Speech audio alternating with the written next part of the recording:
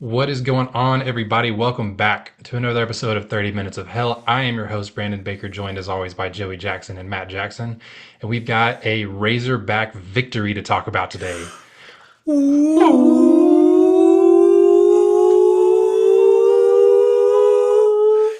Pig Pig suey. Suey! That's right. Arkansas opens SEC play 1-0. God, it feels like for the first time in 8 years. I feel like they always start slow in SEC play, but they come out with a not just a win, a big win at home against a ranked opponent, one of the tougher teams in the SEC, a team that excels at things that Arkansas has struggled with this year in terms of having bigger physical guys, rebounding players. A massive win, a game that I was nervous about, I was excited for, but huge to start out SEC play with a win against Tennessee. Hogs win by 11 points. And where else can we start other than the Naismith National Player of the Week, Darius Acuff, taking over, career high 29 points, big shot after big shot. The dude was laying down behind the bench, getting treated for cramps midway through the second half. Came back in and when he was waving off his teammates to hit pull up threes to ice the game, this dude is different. Okay, different. He has won the SEC Freshman of the Week for the fourth time in a row. He's only the fifth player to ever do so. All four of the other players were coached by Cal. None of them got to five in a row, though, in terms of SEC Player of the Week, consecutive 5 weeks in a row. Two players have done it five times total. No one's ever done it six times, and no one's ever done it five times in a row. Darius Acuff has a really good chance to break both of those records, and he started it with a freaking bang in SEC play. Yeah, dude is going nuclear. He is. I don't even have words for how amazing he's been and how amazing he was against Tennessee. We kind of talked on our last pod about if he can kind of live up to the hype coming into a tough game like Tennessee with how well he had been playing in the first kind of half of the year, and he came out like a vet. He was ready to play. He honestly shouldered the team, put the team on his back, and went out and got the win for the Hogs. I could not be any more happy with how I'm seeing Acuff. And if I'm putting this out into the universe right now, if he is not a lottery pick by the end of this season, then I will be shocked. I know there are people saying that he's not at that caliber. We saw it. He is at that caliber. He is one of the top 15 players in the nation. And I think this solidified it.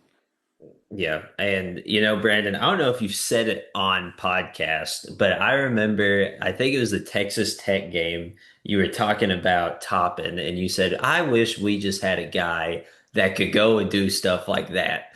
I think we have our guy. I think it's set in stone that that's our guy. I mean, it's so beautiful watching him play. It's poetry in motion. He does it all. He passes the ball. He scores at ease. He's just different. He's just built different. And who would have thought how good of a shooter this guy was going to be? I mean, we didn't talk about that at all. It was all Malik, Malik, Malik. And then Acuff comes in and he's, like you said, waving off guys just to shoot a three in a guy's face. I mean, it's great. It is NBA caliber basketball that we are watching from him. He's composed. His composure as a freshman is otherworldly. You know, not many players, whenever you go down 7-0 from the jump, are going to respond with seven straight points like he did. Yeah. It's incredible. Yeah. It's the composure, it's the strength for his size and his age. The dude is built like a linebacker and he controls it well, right? Like he has great ball control, he has great playmaking, his assist to his turnover ratio. He has impressed us so much as a shooter. He is finishing with elite efficiency in the paint on his floaters. He's getting everyone involved. Like there's nothing bad that we can say about him at this point. And he continues to build on it. I think that there were times early in the season where in some of these early games where we struggled, or maybe the ones we lost, that Arkansas was still maybe trying to find their identity and find who they were going to go to. Like, is Carter Knox going to step up? Is Malik Thomas going to lead us in scoring? Is Trevor Brazile going to be consistent? They found their identity, and his name is Darius Acuff. Like, if the ball is in his hands, good things are going to happen. Of course, that doesn't mean that we can't. I don't want to sit here and watch him drivel for 35 minutes a game, but he doesn't do that, right? Like, he gets everybody involved. He moves without the ball. He defends. He's doing good in fast break situations, but he just makes good things happen when he's on the court. And to do it Well, at his age and his size is incredible. you said it before the season even started, Brandon. He's a guy that doesn't play with his food. He attacks, and he doesn't. He's not like Malik Thomas. He's not going to do a series of dribble moves to get to a spot and take a jumper. He attacks with poise and precision, and he does it intentionally. Every move he makes is so intentional. Intentional, And intentional, that's what perfect makes word. him such a great player. Yeah, 100%. I know it's early in the season, but genuinely, I think he has the potential to go down as one of the great Razorbacks. He's on pace to be the best freshman we've ever seen. Yeah. He's got to keep doing it, but he's built to the point now where if he sustains, like right now, it's Joe Johnson, it's Moses Moody, it's Lee Mayberry. Like, that's the tier we're already in that he's competing with to see can he outdo these guys. The best freshman in Arkansas history. Yeah. Moving on, though, we could probably sit here and talk about it, Darius Acuff, for 30 minutes if you let us. But there's some other aspects of this game and another game coming up we need to talk about. Speaking of the freshman, though, Malik Thomas, we've expressed our concerns. We just did a non-conference grading podcast a couple episodes ago. Go listen to that if you haven't already. None of us were very high on Malik. All of us were right in that C to almost a B minus kind of range, to where he's shown us what he can do, but he hasn't given it to us consistently. And more importantly, Matt brought it up specifically, he hasn't given it to us outside of the mid-major games. He did against Tennessee.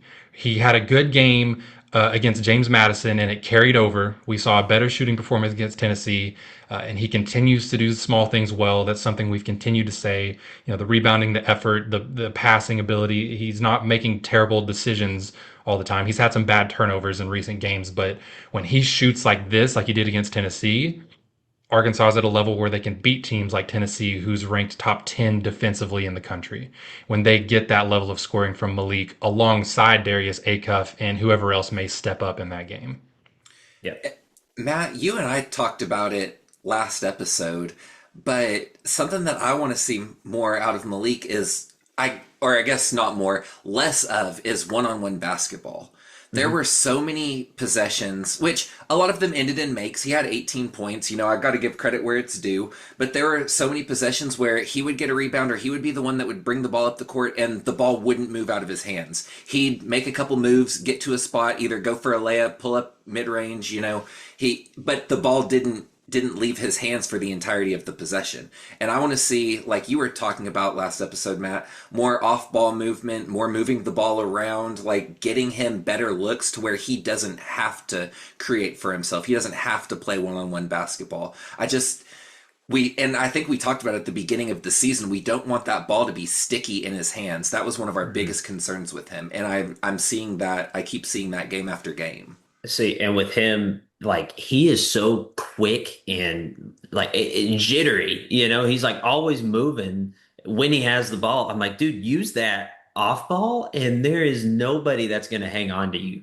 You're going to get wide open. Go off a nice screen from Ewan or Pringle, and then bam, you're wide open for a three. And Acuff's going to get it to you. One of the best passers I've seen with Acuff, but I'm giving Malik his flowers. That 4-point play about shot me through the roof. Okay. I have never screamed so loud for a 3-point shot than in my life.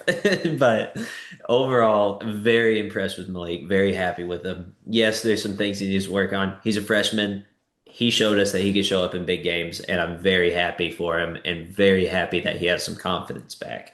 Well, That was exactly what we talked about with he's a tough shot maker and a tough shot taker. That was such a stupid shot that Yeah. looked so good because it went in. And he's capable of doing it, and he did it. But Well, the thing that makes this team so good is those two freshmen, Acuff and Thomas. Because whenever they're both rolling like they were, we saw DJ Wagner play 14 minutes.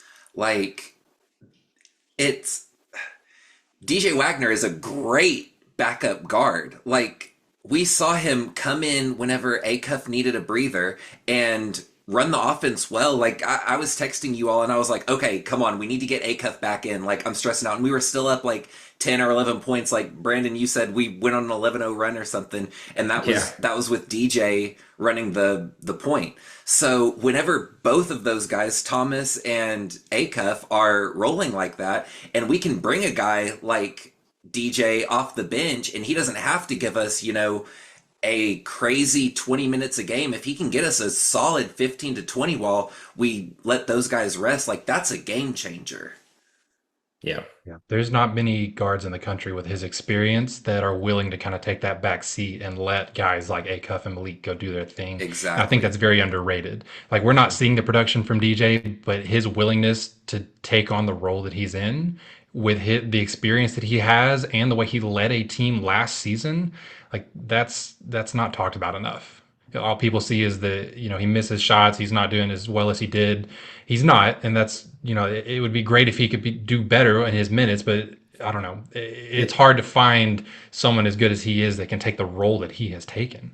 Even in his minutes, the impact he had was unreal. The two Exactly. blocks he had saved us from having Tennessee go on probably a what that those two blocks were during the 7-0 stretch there. They could have been up 11 by the time, if not more, by the time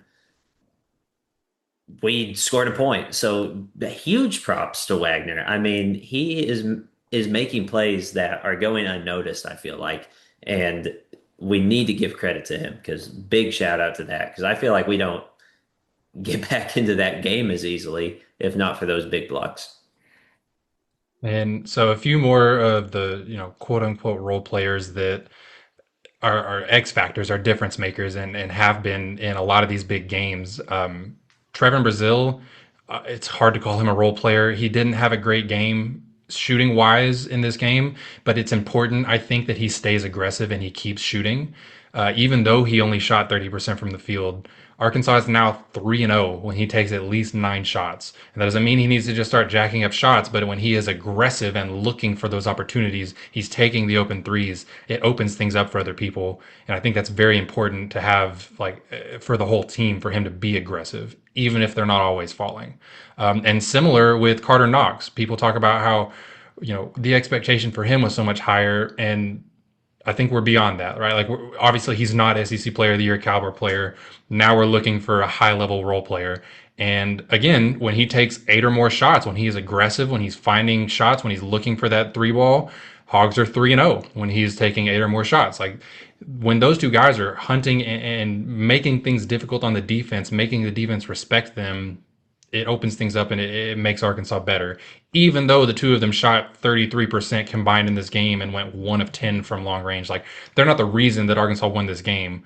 But I think it's important that they both stay aggressive and don't, like, start getting timid or overthinking things. Like, keep shooting, keep playing, because it's gonna fall, and it's important for the team that they stay aggressive. Well, here's the thing. At the beginning of the season, we wanted Brazil to be like a 10-7 guy. And here, even on what we're calling a bad game from him, he gave us 7-7.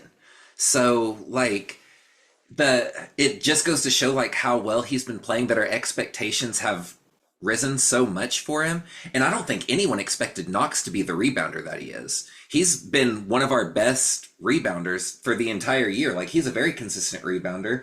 He To had go with that stat that I just threw out, we're also 3-0 when he gets at least 5 rebounds. There we So go. also very important against high Yeah. major opponents. I mean, I mean, go ahead. he had more offensive rebounds than he had defensive rebounds against Tennessee. He had 4 offensive boards out of his 7. So that's, I mean, that's amazing. Like, Yep. that's like what we wanted Ewan to be, and that's what Ewan started being about 4 games ago. So, like, when we've got two guys that are crashing the glass like that, throw in Billy Richmond in the mix, and we've got a recipe for success. Yeah. And going to those offensive rebounds, two of which got him 2 free throws. I mean, Yes. and you saw the ball go in the hoop, and then it ended up leading to a big three. Once it Mhm. get crazy, I mean, last 2 seconds of the shot clock, but like, oh my goodness, what a shot. I am very pleased with him continuing to shoot. I want him to shoot. That's how he's going to get out of that drought. He was taking open looks. I wasn't upset with any of the shots that he was taking. I just wish they were falling.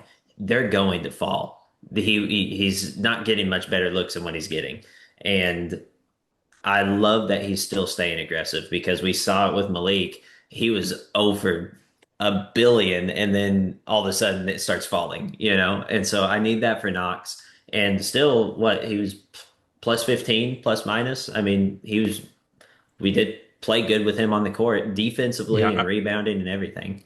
I mentioned Trevor Brazile and Knox combined to shoot 33% from the field in this game, but they combined for 14 rebounds, 3 steals, 2 blocks. They were both +8 or better. Like they both still contributed so much to the win, even though the shot wasn't falling. What And along with that, go ahead. I was just going to say, what I respect about Knox is even though his shot's not falling, he's not going to hang his head and not play. He's going to go out and crash the glass on the other end and get to the free Yeah. throw line. Like, he's not Well, one of those guys that just takes plays off because his offense isn't working for him. I think it's because he sees Billy Richmond get up off the bench and then he goes down and has like a crazy hustle play. And then you see Billy Richmond walk back because I'm like, I pointed it out. I had some people over and I said, Billy Richmond's about to walk over. And sure enough, he did. And I said, Knox is about to do something crazy. Sure enough, he did. And then I said, Billy Richmond's, you're going to see the camera pan and he's going to be walking back to the bench. And it did. And there was a beautiful highlight of that happening. I'm sure that it's out there, but he really does. He hustles. He knows that like if I make a mistake, I got to make up for it, and that's respectable because he does it.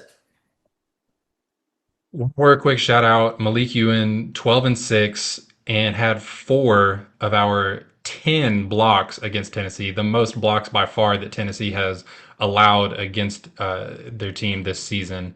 Ewan, and maybe most importantly, Ewan was also drew 3 fouls and went 8 of 8 from the free throw line, which Huge. is massive. I saw a lot of people talking on Twitter like it's about time. Like I had no idea that he could actually make free throws. Like the dude is like 75% on the season, He had even a with the terrible game horrible against He game was Houston. he against was a good Houston. free throw shooter last year. He wasn't Yeah. bad last year. I don't Yeah. I that It was mean, one bad game. conversation's just weird. yeah. Yeah. I mean, it was a pretty pitiful performance against Yeah. Houston, The, but the problem with Houston is it was such high volume. He shot yeah, 17 free throws in that game and didn't it's shoot like, them well. yeah, And come on. sometimes when the shot's not falling, it's not falling. It's nothing Yeah. about like how Yeah. good It of a shooter happens. you are. Yeah. It And happens. you So deal with it and go 8 for 8 the next game. So that you get 8 for that 8. type of volume. Yeah, if you take out that Houston game, he's shooting like 82% from the free throw line on the season. Like it's Yeah. crazy how good he actually is as a free throw shooter. But I digress. One thing too, real quick before we move on to the Ole Miss preview, I wanted to point out. I mentioned this a few episodes ago. I had like a very small growing concern about how reliant Arkansas was becoming on fast break points because we are one of the best fast break teams in the country. And that's great for regular season. I grow concerned about that when you get to tournament play. It's much more of a half court style game. Arkansas only scored, what, 18 fast break points in this game, less than Tennessee. I feel like we're seeing the growth as a half court offense, and it comes with what I mentioned earlier. The identity is now Darius Acuff is the leader, and he is going to take over and he's going to do his thing. Like we see a lot more efficient offense now than I thought we ever would really in this season. But not having to depend on the fast break points, I think is huge. It's absolutely still go get them. It's a huge thing. It's going to win us a lot of games. I just don't want that to be our calling card because come tournament time, that worries me if our best attribute is fast break points. But I don't think it is. I think we're growing as a team. I agree. Yep. As you know by now, we have teamed up with BetMGM again this season. We'll be using BetMGM lines to make all of our picks, and we will have special offers for Field of 68 fans, including same-game parlays, best-in-class live betting, and daily odds boost. If you haven't signed up for BetMGM yet, use bonus code FIELD to get up to a $1,500 first bet offer on your first wager with BetMGM. Here's how it works. You download the BetMGM app. You sign up using bonus code FIELD. You deposit at least $10 and place your first wager on any game, and you receive up to $1,500 in bonus bets if your bet loses. Just make sure you use that bonus code FIELD when you sign up. Make this college basketball season one for the history books. Make it legendary. And don't forget, if you haven't signed up for BetMGM yet, use bonus code FIELD and get your $1,500 first bet offer today.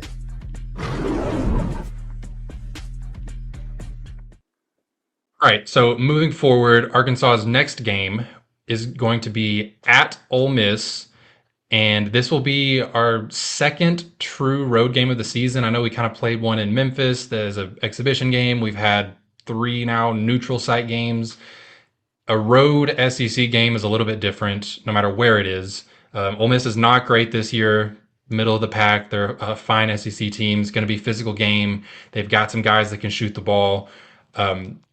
I don't see anything on their, on the stat sheet or the way they play that jumps out to me as anything better than what we've seen in the 6 games that we've already played against high major opponents. To me, the big storyline is, can our freshmen go into a true road environment and keep it up? Can Acuff do what he just did on the road? Is Malik Thomas going to revert back to a poor shooting game? What does Trevor Brazile and Carter Knox look like? Like, those are the storylines for me, is how do we travel? Can we keep this up? Yeah. I trust that Acuff is going to be good. Just because his composure. I just trust him a lot. He has never really disappointed me. And Malik, that's a different story, But I think, once again, I talked about this on pretty much all of our road games. It's going to be, how do your veterans play? How does Brazile handle it? How can he be a leader to these freshmen? If they're struggling, how can Wagner do that? If he may have to lead the offense, let's say Acuff does have a dud of a game, you've got to have those guys step up. Well, and not to mention, isn't Ole Miss 6-1 at home? Like, they've had a strong home showing this year. Like, yes, they are. This is not a game that you can just walk in and see, oh, their record's mediocre. We'll be fine. This is a game that you've got to lock in and come ready to play, because they play better at home than they do anywhere else. Yeah, you can't walk into any away SEC stadium and not respect it on the road. One player specifically to call out for Ole Miss, like I said, they've got a few guys that can shoot the ball well, but the one guy that hurt us last year comes back. He's a senior this year. Malik Dia, 6'9" forward. In 2 games against Arkansas last year in the regular season and the conference tournament, averaged 20 and 8 or something like that, maybe 20 and 6, I don't remember, but 20 points per game against us last season. I think we might be a little better equipped to deal with it now, maybe, question mark. I think that Nick Pringle has still been an underrated asset on the defensive side of the ball. I think Trevor Brazile has continued to grow. I think we have the guys that can deal with someone like Dia, but I mean, he's far and away their leading scorer, their leading shot taker. Like, this is the dude. He's already proven, like, he hurt us bad last year in 2 games. So stop him, as Matt put it, stop him and we'll probably be good. That's what I think you said that in our text conversation. Don't earlier. let him. I said this. I'll pull it up and quote it just to make sure that it's on record. The quote is, "Score more points than Ole Miss and we win the game." This is correct. I said I remember him grabbing like every rebound, and then Brandon said, yeah, he was 21 and 8 in the regular season and 19 and 8 in the SEC tournament against us. And I said, so don't let him do that, and we're good. That's it. That's really the gist. I think that could really be it. I mean, AJ Storr has a lot of talent. He's been kind of a journeyman, but he can get hot if you let him. They've got 2 other guys, Pinkins and Gifa, shooting 40% from 3 on over 2 attempts a game. Like, talented players, but again, nothing that just jumps out to me as like anything better than what we've seen so far. I mean, go ahead, Matt. Sorry. No. I've been talking. No. I insist. No, I'm just, I think the concern about Pinkin. I think Pinkin's kind of their X factor for this game because he had 25 against Oklahoma. He's shooting 77% over his last two games. He's kind of rolling a hot streak right now. So if he kind of explodes and, you give up Malik Dia having kind of expect him to put up 20 and 8 if we're going based on the rest of the year. If we get out to a slow start like we did against Houston, it's a much different ball game than if we kind of put a cap on things early. So Yeah. I think the story of the game is going to be rebounding overall. Don't let him get 8. Don't let him get 8 alone. Don't let these guys get second chances. Rebound that ball and go down. I think we can see a great showing of our fast break points against this team. Go out and just do it. I mean, just get those rebounds, be tougher than them. That's what's going to win you the game. Just be tougher than them. We have the talent. Just outplay them. Just outplay them. Yeah, in their losses this season, Ole Miss is giving up nearly 10 offensive rebounds per game, and that's an area that Arkansas has been a lot better this year than we've seen in many years. Large part thanks to Brazil dunking every time Acuff misses a three. Malik Ewan has grabbed a lot of offensive rebounds this year. You mentioned Knox had 4 last game. Like they have a lot of good offensive rebounding talent. The Hogs do, and I think that's an area where Ole Miss can struggle, right? Like I think that we can take advantage of that on both sides of the glass, but specifically if our shooters are not hitting because it is a road game, the offensive glass may be where we can differentiate in this game and get some second chance points. Yep. So where the heck did Joey come up with all these stats too, by the way? I thought that I was the stat man on, what did you say, Seriously. 77% over his last few games? his last two, Yeah. Over his yeah. last two, yeah. It's Joey good has a stat, whole Joey. research paper on Ole Miss I- alone. No other, I no just- other team, no other team. I Just think No, Joey has I Chat just- GPT. Just Ole Miss. Yeah, that's it. The AI. No, good stuff, good stuff. All right, so score prediction. Is Arkansas going to start 2-0 in SEC play? Gosh, I feel like every year we're talking about how can we break the losing streak to start SEC play. Are we So, going to start and this 0 one's- and 8?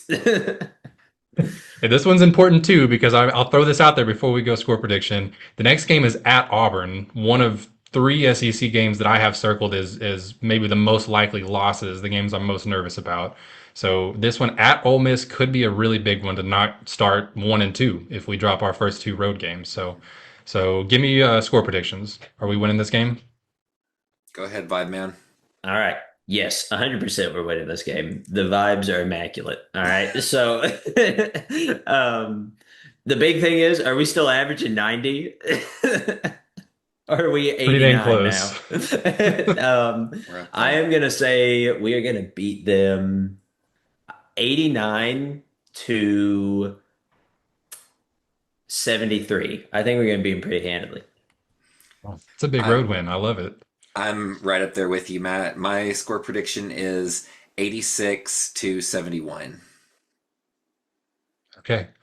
I'm going a little lower again. I've been talking about shooting on the road. I'm going to say that we're not going to get that high. I'm thinking like 82-74. Oh, 82 to single digit 74. win. Yeah. It's a road game in the a SEC. It road doesn't matter game. how good the other team is. But did you It account matters for to how me. good Darius Acuff is? Yeah. Ooh, Did you maybe put in Naismith Player of the 83-74. Week? Like, did you put that in your Excel sheet? Naismith Player of the Week raises point total by this margin. You're right. I need to recalibrate the algorithm. No, I'm sticking with it. 82-74. I think an 8-point win on the road in our first SEC road game. I think that's plenty good. More than acceptable. That could also be like they make a run late and it was closer than it looks. Like maybe we're up 12 and then we end up winning by 8. Like, it could happen. Fair So, enough. Fair enough. All right, that's all the time we have for you guys today. Appreciate you tuning in. Quick reminder, we are brought to you by the Field of 68 Podcast Network. You can find us on YouTube, on Twitter, wherever you get your podcasts. Please like, subscribe, share, comment, leave a review, share with your friends. It really helps us out. It means a lot to us, especially if you enjoy the content that we're bringing. Excited to get further into SEC play. This team just feels different. I'm so excited to watch Darius Acuff play basketball again on Wednesday night. I have been your host, Brandon Baker, joined as always Speechless. by Joey Jackson and Matt Jackson. Until next time, go hard.